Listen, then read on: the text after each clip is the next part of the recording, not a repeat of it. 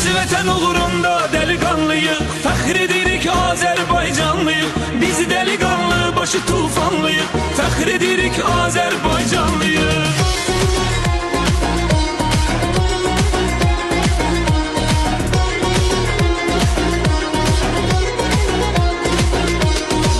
Qərib ölkədə yaşasaq da, qanımız, qeyrətimiz vardır. Hər yerdə sözün deyən millət, hər yanda hörmətimiz vardır. Qərib ölkədə yaşasaq da, başımız ucadır hər başdan. Anamız bizi kişi doğub, kişiyik biz körpə yaşda.